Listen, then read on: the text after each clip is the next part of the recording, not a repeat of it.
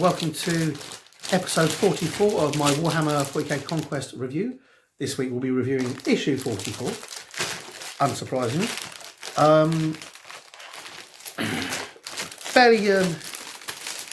Fairly low monetary value issue this week. We've got 2 paints in this issue, which are coming to $2.75 each.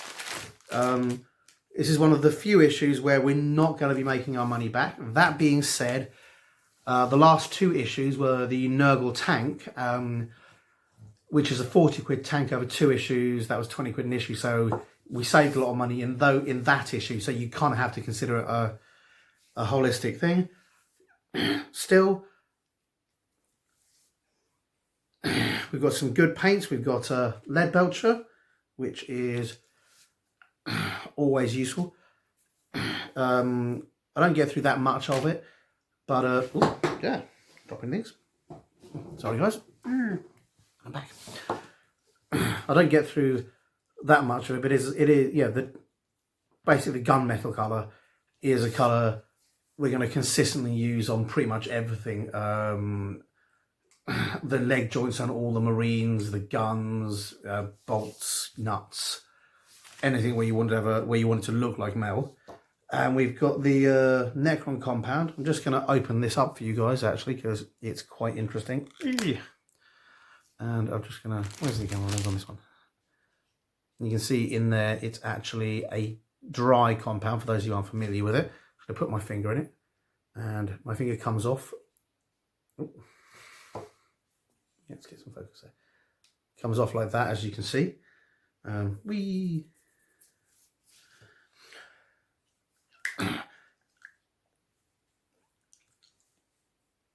Sorry, Twitch.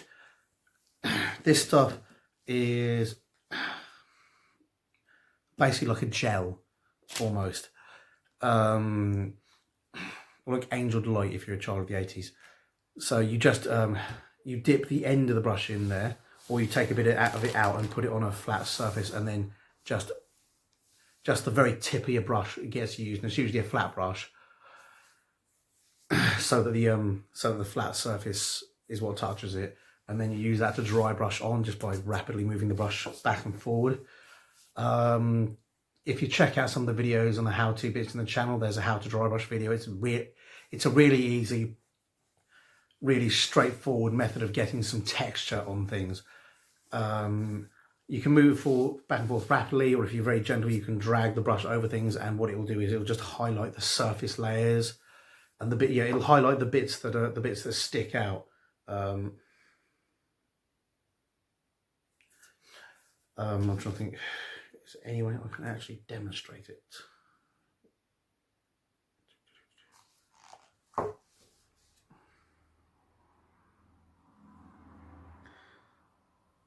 There you go. If you can, nah, it's not really showing on camera. Basically, what it will do is the silver will cling and adhere to the bits that are sticking out, and it won't go in the dipped bits and the bits that are lowered. So it'll give you a more 3-dimensional image. And you might think, well, the models are 3-dimensional anyway. Why do they need a 3-dimensional image? Because they're small, and where the dips in them are, they're quite deep for models, but for real life they're quite shallow. You don't necessarily see the light, you don't necessarily see the shadow or the contrast as well as you would. I mean, if I do this, you can just see there where there's a deep dip. You know, you can instantly see much more of it. Whereas if I do this, where it's shallow, the light doesn't shine on it. Yeah, on my face. And the same goes with models. Because they're smaller, you don't always see the dips and the shadow, and you don't always see the raised bits as well as you could. With the dry brush, it'll highlight the raised bits, and with the wash, it'll darken the shadow bits, making it look much more like a full-size gun would at a distance with the way the light plays with it, which is really quite cool. And the lead belcher there, just utilitarian. Nothing else in this week's episode. As I say, at $2.75 each, we're looking at about $5.50 per paint. That's how much my local shop's charging for it. So that's pretty cool. You can find places that are a little bit cheaper.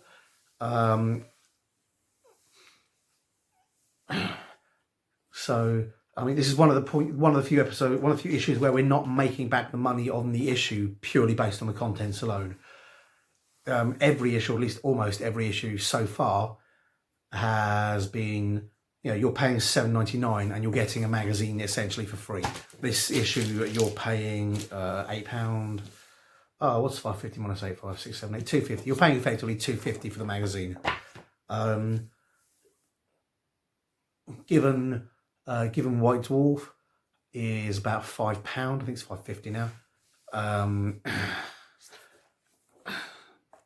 You're probably getting your money's worth, a reasonable amount of money. Plus, there are things in this that you just don't get in White Dwarf, and you're probably never going to get in White Dwarf. This has the base rules in it as well, so the fact that it has additional rules in them does bring up the price. So hopefully this will have some extra rules, and it will have other stuff that will make it worth money, because it will be saving us money. Yeah, as I said previously, the fact that you're building a mini codex out of these has to be taken into account as well. These codexes are £20 to £25. So it all adds to the value, although this one, as I say, is probably one of the least monetarily worth it issues. If you were cherry picking issues, then you might give this one a miss, and you might have bought extra of the Plague Burst Crawler, but you might not. I know I'm planning to order a couple of copies of the Repulsor Tank issues each, a couple of copies of each issue when they come out, just because it'll probably be another 2-issue one, and for 50 quid, that's 25 quid an issue. I'm going to get 2 issues for £16 and save myself nearly a tenner on each. Yeah, save myself £9 on each, save myself £18 in total when it comes to the issues. Whilst I encourage you to spend your money at GW, I also encourage you, when buying the expensive things, take advantage of these offers that GW do, because that's why they do them. They do them so that people can get into them and can afford to play the game who otherwise might not be able to afford or justify those prices. Anyway, getting into the thing, once again, Ian, our spiritual liege, and we're straight on to the Adeptus Mechanicus. We've got this Force Org style thing. For those of you who aren't familiar with the term Force Org, in the previous editions you had Force organizational charts. In 8th ed it's a lot looser. But in previous editions you had to have a set amount of HQ and a set amount of other stuff. In this ed it's a little bit looser. You can have a few more extra bits and pieces, but the Mechanicum work very specifically. So they've done it in a similar style, with all the little symbols telling you what's what. You've got Mars, the red planet, Lucius at the core of the hollow planet of Lucius, a fusion reactor so large that it has been compared to a captive sun. The planet is also the home to a Titan legion. At the core of the hollow planet of Lucius. It doesn't say what Lucius is. Must be a planet. Agrippina Stygius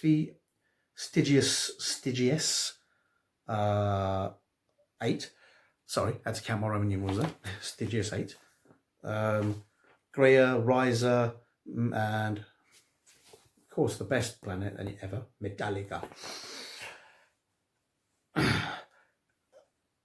These are all planets on the Forge world. Metallica you might recognise from not just the band name, but it's on the transfer sheet that you get with the Knights. Riser you recognise from Riser Rust.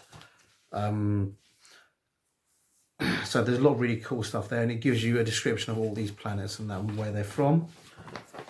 Then it breaks down the various areas of the Adeptus Mechanicus. It's worth noting the Adeptus Mechanicus isn't just the mechanics of the Imperium. There are basically a sub-empire within the Imperium that runs under their own rules, under their own ideals, and has all their own little things. It's like if you think of Rabute Guilliman's Ultramar sector as being a mini empire, it has its own Imperial Guard, its own fleets, its own Space Marines, its own kind of bureaucratic administorum sectors, all run and answering to Ultramar.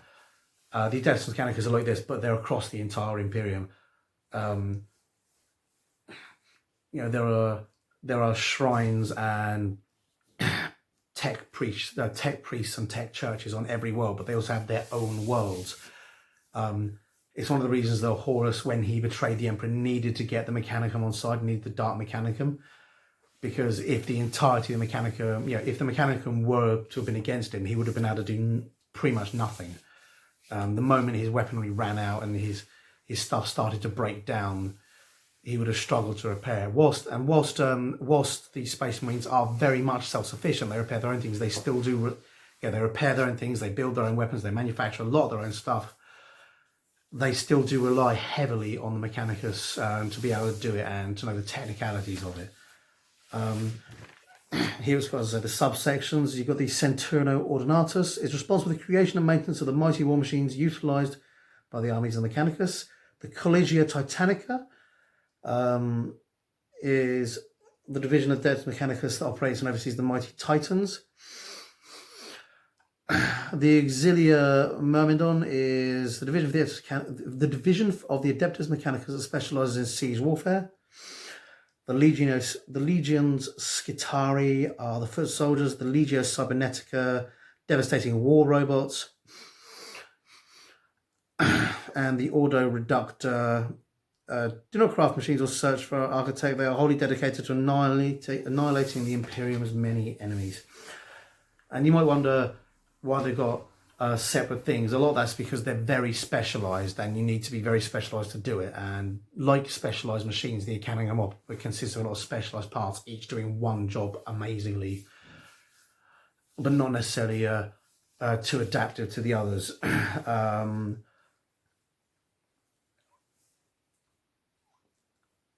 So that's all pretty good. And you might think, well, hang up with the Cybernetica. You might think, well, hang about aren't all the Mechanicum robots? And they're not. They're all actually human.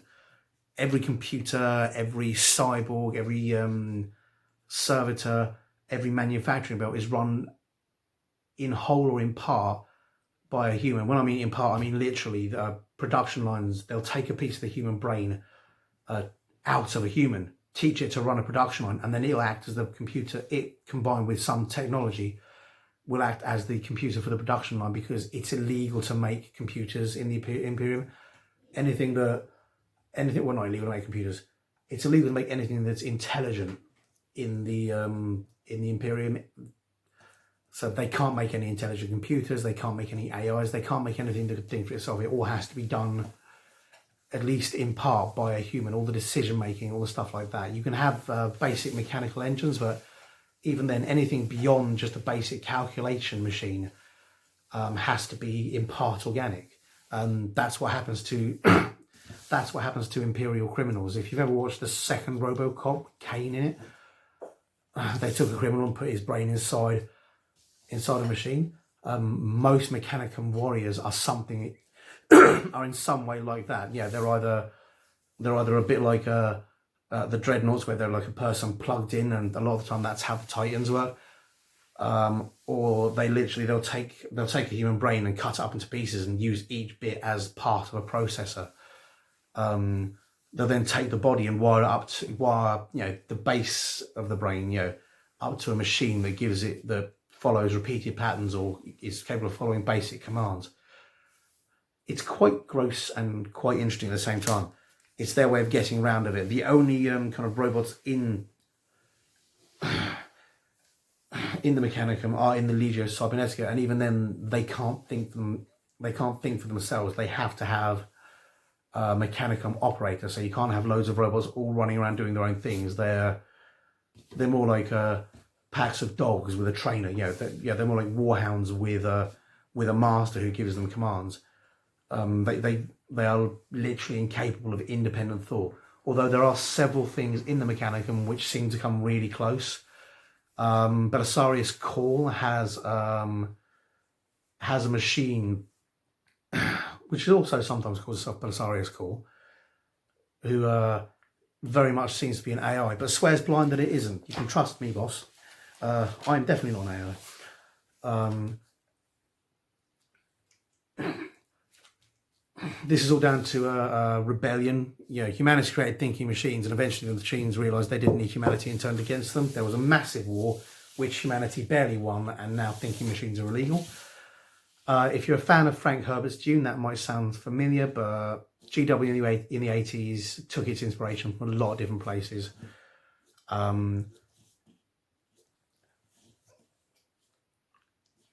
And the Mentats from Dune / RoboCop seems to be one of them, and they're cool ideas. So that's pretty cool. yeah, that's a thing they do. We've got some pictures, some beautiful Mechanicum armies. If you want to do modelling on hard mode, Mechanicum is where it's at. Their models are fine, they're delicate, they have some cool things. They do suffer from what is known amongst older gamers as the skeleton problem. If you wonder what that means, the original skeleton armies, well, the original GW armies were quite thickly built with quite large pieces. The one exception was the skeletons, which were were skeletons. So by their nature, they had a lot of thinner arms, thinner pieces and thinner joints. And anybody who played an undead army, and I believe from what I understand, it's still a big problem with the undead armies, even though they thicken up. I understand it's a problem. I've got some of the GW new stuff from the Armies of Death, from the Gash, from AOS. The models look amazing, but they are delicate and they are a bugger to transport. So if you buy a Mechanicum army, buy a transport box, whether it's one from GW, whether it's something from God damn it, KR, that's it. Whether it's something from KR, whatever, you're going to need an appropriate transport box. If not custom, then you may need to get one. There are ones which are called pull fit or pull rip, or so they're just custom ones. So they come with loads of squares, and you just pull out the squares. Yeah, they come with loads of squares kind of perforated in them, so that the squares cut except at the very corner, so you can just pull it out. Yeah, ones like those, so you can actually customize them to your army. They're a good cheap alternative, and if you're going Mechanicum, they're really worth it. They're going to save you a lot of heartbreak and hassle. As is varnish. You've got very fine pointy edges. Varnish them, or they'll literally cut through the paintwork. But yeah, got some beautiful, beautiful stuff there, and some really cool high-tech weaponry. If you're wondering why they don't use that weaponry over all the Imperium, it's because yes, it's high-tech, but it requires a lot of maintenance and a lot of technical expertise and constant resupply to maintain. If any of you are familiar with World War II history, you'll probably be aware of this. If any of you aren't, if you go and look in some of the history books, and a bit that I saw on, I assume, the History Channel, it's a while ago, both the Americans, the Germans, and the British all had howitzers. The British howitzer had something like half as many working parts as the German howitzer, as did the American. The German howitzers had a little bit more range, were a little bit more accurate, but continually broke down because they constantly needed repairing, meaning that the British howitzers, whilst they weren't quite as good as these beautiful examples of German craftsmanship, worked, and they worked all the time.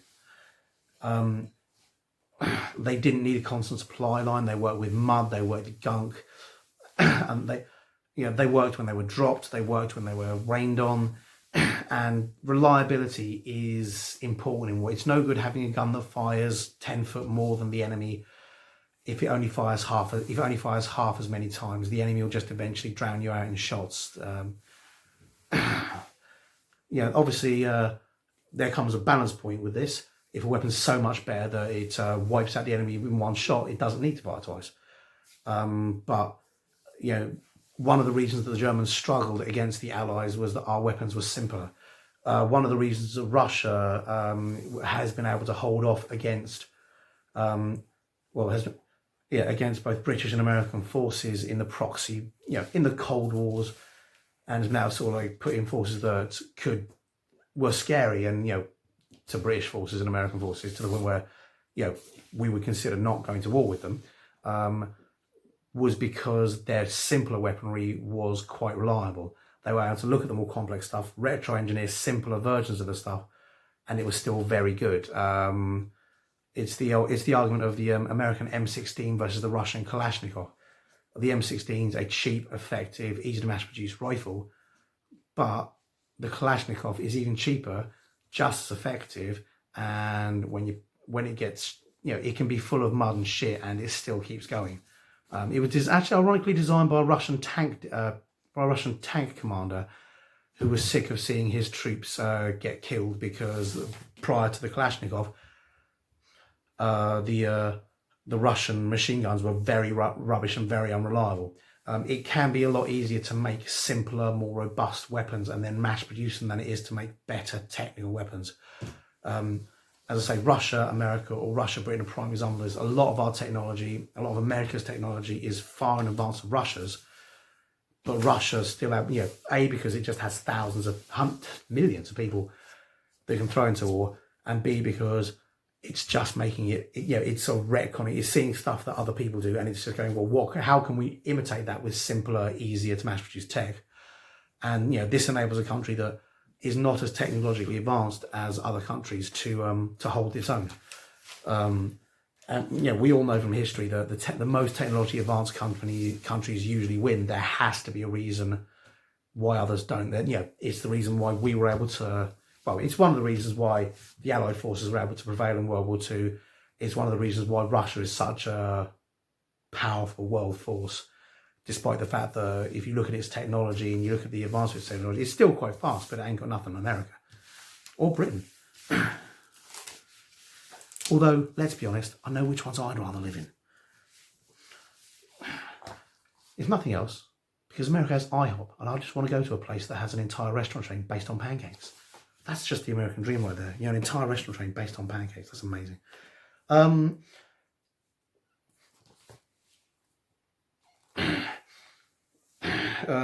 some more beautiful stuff here. Got the Imperial Knights, but sorry, completely drifted from the point there. More beautiful stuff here. Got the Imperial Knights, got the Skitari Battle Maniples and the Legio Cybernetica. But as you can see, big, massively impressive. But for every weapon they put out, they need 1,000 tech priests to maintain it. Whereas your average Space Marine can operate behind enemy lines without any support other than himself and maybe the occasional tech priest for years if necessary. That is unfortunately a necessity in the vast distances that cover the Imperium. You can't guarantee you're going to get a supply line across light years. You can barely guarantee you're going to get a supply line across Earth. As a planet, with our military maneuvers, supply lines have always been difficult. Then imagine how much that must multiply across space, and then you understand why each Space Marine chapter and even each Space Marine force is entirely self-sufficient, and why that allows them to do things. Whereas the Imperial Guard and the Skitari, the Imperial Guard, the Skitari, and the Adeptus Mechanicus are entirely different beasts because they need their supply lines. Next, we've got the Chronicles of Ultramar. More stuff explaining about Ultramar and the Ultramarines, where they're from, who they are, and why you should love them over other chapters, and I know you don't. Your Ultramarines are GW's base Marine. Every other chapter is kind of a variant on those. They're also the one that they sell most models for, because the idea is you buy the Ultramarine models and you adapt them, so they really do want people to be able to enjoy just the basic models without having to go out and say, okay, I bought this model, but now I need to buy this from the Space box, or this from the Dark Angels box, or this and this and this. Part of GW's business model is based on, we've got one set of really cool things that you can use for 1,000 uses. So that's why they very much push the Ultramarine thing, because you can buy Ultramarines, you can play them as Ultramarines, or you can buy the Space Marines, play them as Ultramarines, or play them as any other of the chapters with little modification. And that has always been one of the core things since the first Space Marine box set came out. It's like, here's a box set, there's 20 different chapters, each with a different history, each with a different coolness. Block and roll, try them out, and have fun.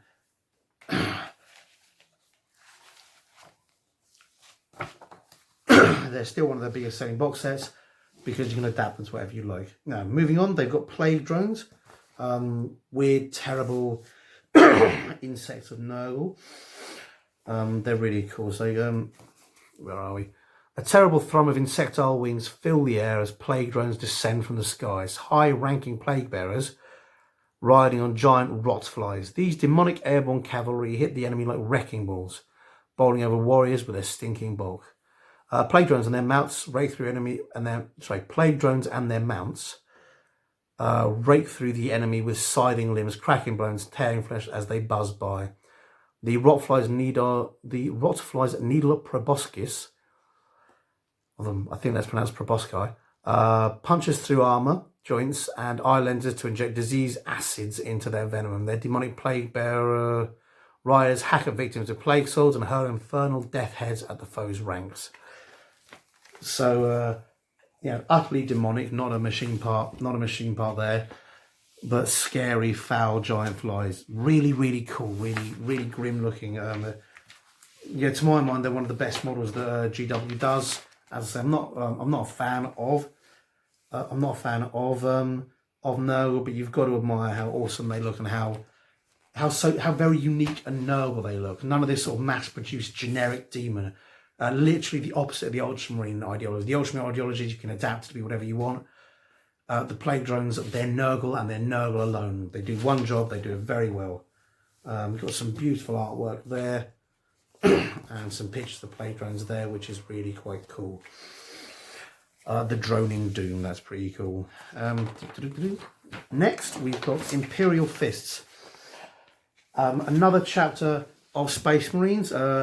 This is another one that doesn't have its own codex. There are a lot of chapters, only a few of them are popular enough to warrant their own codex. And ironically, it's not all the original chapters. Imperial Fists don't have their own codex, but Black Templars have often had their own codex, and the Black Templars are in fact a success with Imperial Fists. I think there was some Crimson Fist stuff in one of the White Dwarfs a bit back, and again, Crimson Fists are a success with the Imperial Fists. The Imperial Fists come from a Primarch known as Rogel Dawn, who was all about breaking sieges and building sieges and stuff like that. He building siege stuff and stuff like that. He was really, really cool. He built all the he built and designed all the fortifications on Terra, much to the annoyance of Perturabo, the Primarch of the Iron Fists, who felt that he should have been asked because he was the ultimate siege maker and ultimate siege breaker. But that's part of the heresy. For every loyalist, there's usually, if not an equivalent, someone who sort of comes near in the heretic forces.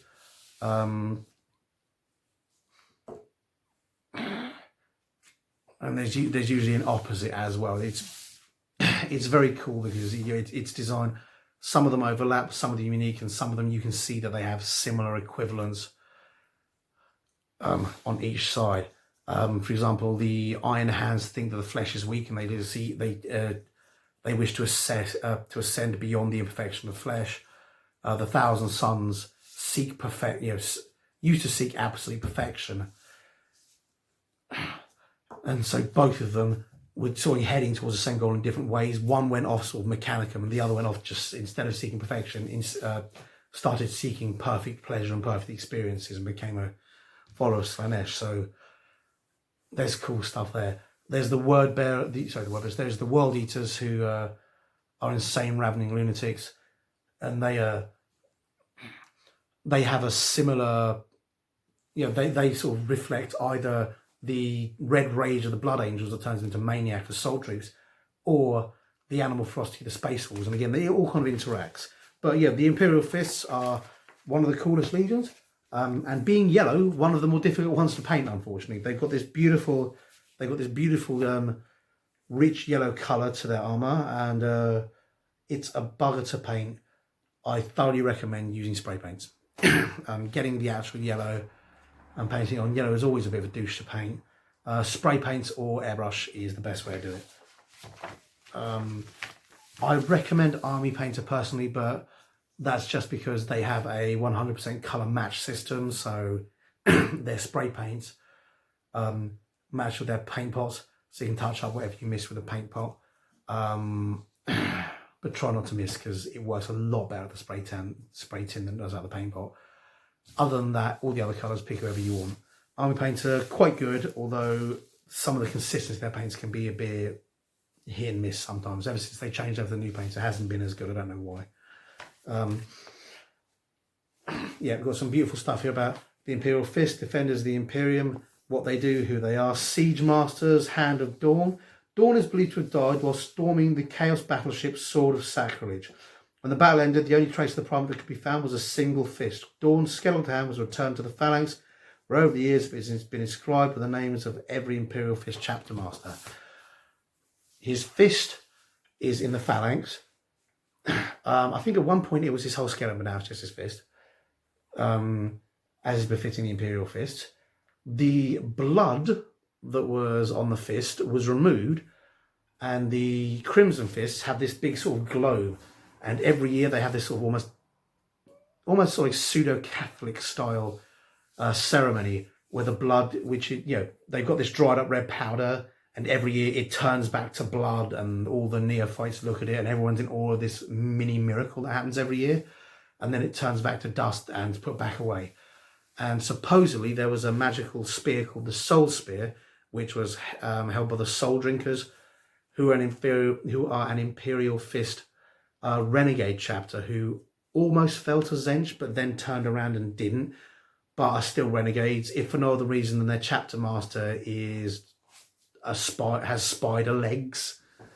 He has 7 spider legs and 1 cybernetic one because when he was fighting someone, cut one of the front ones off. And he's like, oh, it's blessings of the great architect of fate, which is the Emperor. And then a demon of Zench popped out and went, ha ha, fooled you bitches, Zench all along. And they went, oh, damn it. And now they fly about on a giant space hulk called Brokeback, wearing very little clothes and nothing but loincloths, because somebody thought that was amusing. I guess. It's worth noting there's a trilogy of novels about the Soul Drinkers, which I've read, and there's no loincloth action in that one, although the giant space hulk is called Brokeback. But that's really quite cool. It's another one I recommend reading. It's quite good. It's not the best one, but it is a solid, fun novel to read. And again, it's one of those novels where it keeps you wanting more. I've gotten to the 3rd part. I want to see what happens next, but I don't know if they're doing any more. Okie dokie. Here we're going to go on to Necron Compound. They're showing you the dry brush, which they gave you a while back. They're showing you how to do it with the dry brush, and they're recommending using a piece of tissue paper or paper to take the excess paint off. I often tend to use the back of my hands, but really tissue paper is probably better. And they're showing you how to go over it with that and to highlight the bits you want to highlight, and you can see, you can see that it makes the silver pop and makes it look much more realistic. So that's pretty cool. They're recommending you do your thermic regulators with this colour scheme, which is a fairly solid colour scheme and will look fairly good. I'm probably going to go with a different colour, but it still looks fairly awesome. But they're also showing how you can, last few details on that. They're also showing how you can use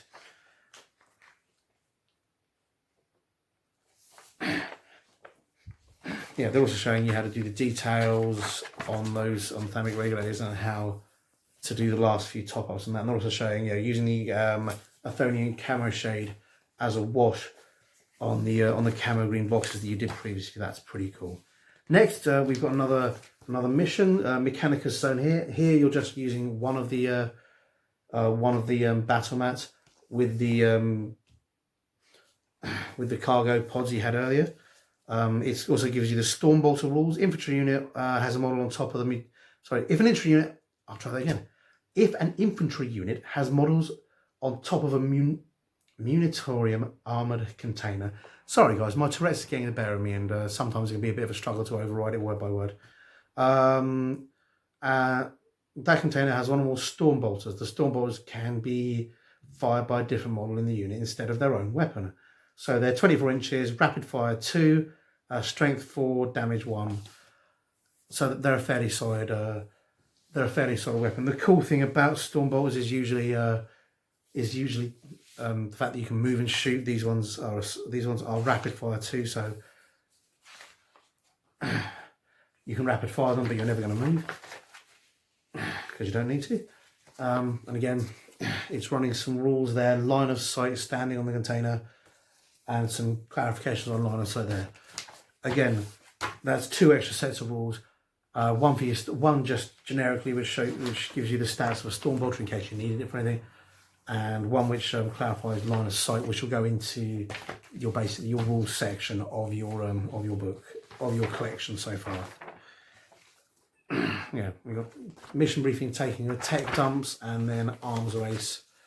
Arms race is the next one, which again uses 2 of the sheets they've given you set up next to each other. So that's pretty fucking cool as well.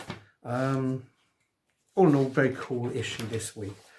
Next week, something very interesting for me. We've got a set of scouts. I'll show you the colours. We've also got the neophytes arrive, Space Marine Scouts.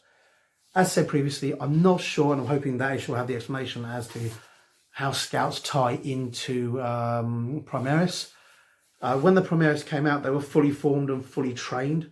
In case you're wondering how that happens, pretty much the same as Neo gets trained in the Matrix. They've got indoctrination stuff which gets pumped straight into their brains, things they watch whilst they're asleep. So whilst the Primaris Marines were in stasis, and some of them have been around since the Heresy. Some of them are people who saw the Emperor and saw the Primarchs walking. They got taken, as kids. They then got taken by call, turned into Marines or Primaris Marines, and stuck on ice, and have only been thawed out in the past few hundred, maybe thousand, whatever, the past few hundred years. And being as we know that the standard Space Marines live to be thousands of years old if necessary, many of those guys are still going to be around. To my knowledge, they came out fully formed, so I don't know whether Primaris have scouts, whether or not they get fully formed and then chucked into incubator containers where they come out, or what. You kind of imagine it might be a combination of both. You kind of imagine now they're out, they probably, manufacturing them in the same way that Call did and banging them out as scouts as well. I don't know. With the extra size growth, I don't know if that's possible. Maybe it's not. Maybe they had to be frozen to keep them alive. This and many more questions will hopefully be answered in issue 45, which contains Space Marine Scouts, Scout War Gear, choosing unit weapons in games. So some more rules there. Worth noting, you got the 5-man scout squad. I think those cost about £18 to £20. So that's going to be another issue that's worthwhile. And then following that, issue 46, a massively cool issue if you're a Death Guard player. You've got another plague drone thing there, and another Terminator Lord style guy, a Death Guard Terminator, and then four more Death Guard to flesh out your Death Guard unit. Fetid Blight drones, there you go. Death Guard reinforcements, Fetid Blight drones, detailed build and paint guides. So it'll probably explain who that is, if it's anybody other than just a Death Guard Terminator in that issue. So in 2 weeks, we've got a fantastic issue to look forward to. And there'll be a competition, as always, to give that stuff away. Hope you guys enjoyed the episode, and I'll see you guys next week. Have a good week, guys. Bye-bye. Hi, guys. Hope you enjoyed that video, and if you did, remember to like and subscribe to my channel. I'm also on Facebook and Twitter. Not sure why, but I am. So if you like it, see me there, and please tell your friends. Thanks very much. Bye.